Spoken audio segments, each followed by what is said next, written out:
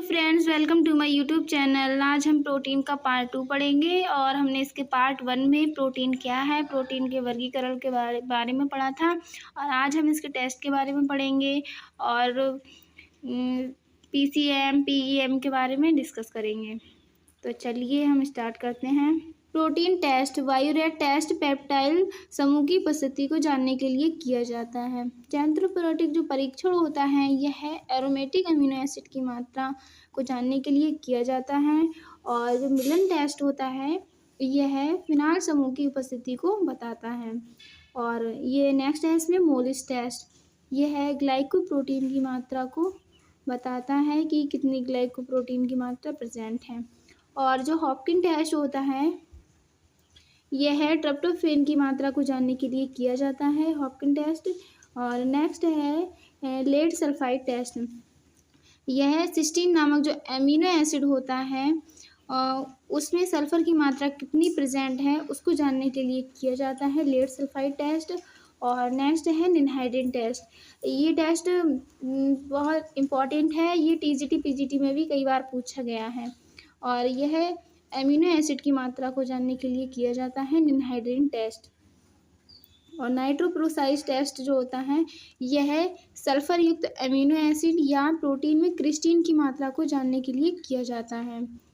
और नेक्स्ट है इसमें माइक्रोजेल्डोल टेस्ट, यह प्रोटीन मेटाबॉलिज्म की स्थिति को जानने के लिए किया जाता है।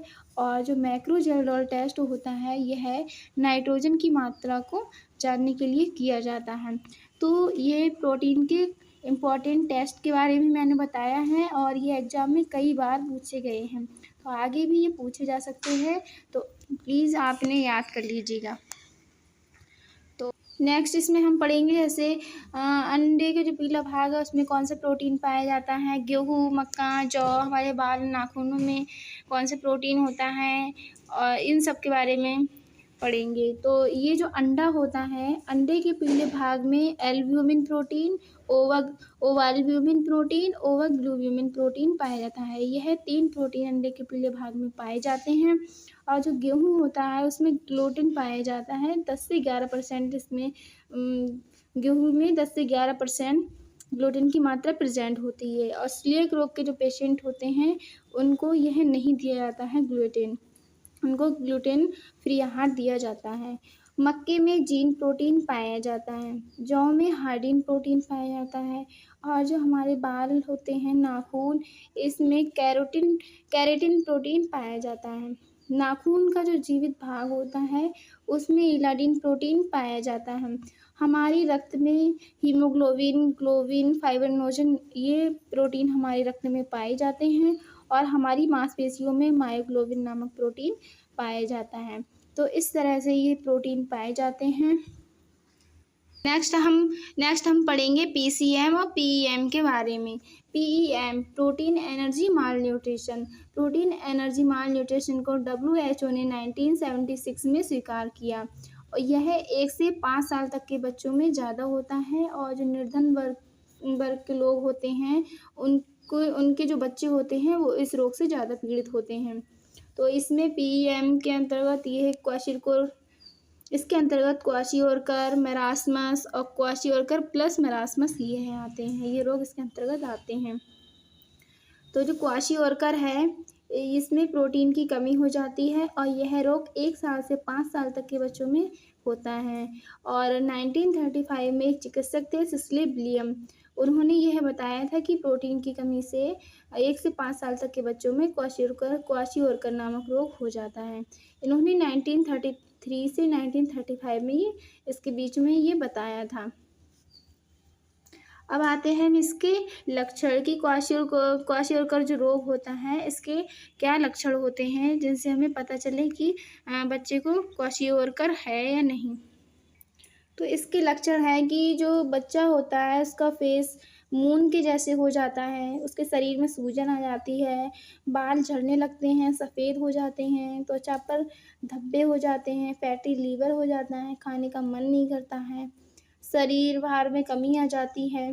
तो ये सारे लक्षण है और इसमें जो बच्चा होता है उसके शरीर में सूजन आ जाती है, उसका जो फेस मूव होता है मून के जैसे हो जाता है, बाल सफ़ेद होने लगते हैं, झड़ने लगते हैं, त्वचा उसकी धब्बेदार हो जाती है, फैटी लीवर हो जाता है और शरीर का वज़न कम होने लगता है या खाने का मन ही नहीं करता है बच्चे का। तो ये सारे लक्षण हैं क्वाशियोरकर के। नेक्स्ट आते हैं मैरास्मस में।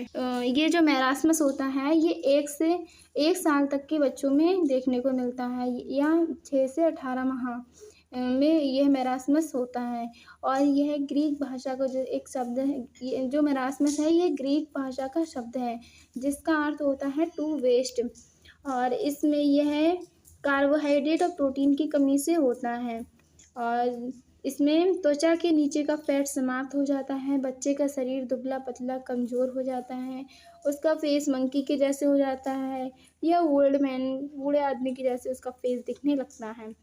उसका जो चेस्ट होता है पिजन के जैसे हो जाता है, उसकी हड्डियाँ दिखने लगती हैं और उसका पाचन तंत्र भी प्रभावित होता है मैरास्मस की वजह से। इसमें गंभीर तौर पर वृद्धि और विकास रुक जाता है, बच्चे की वृद्धि और विकास नहीं हो पाता है पूरी तरीके से।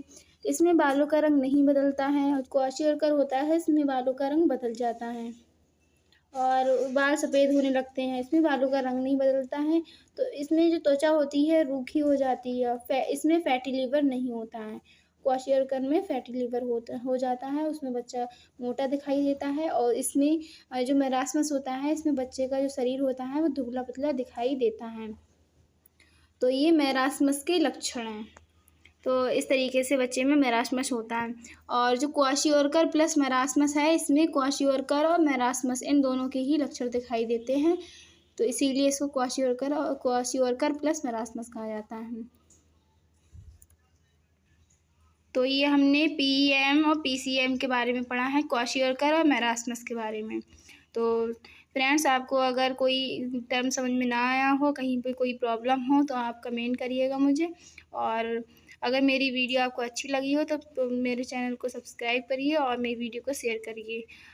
Thank you so much friends.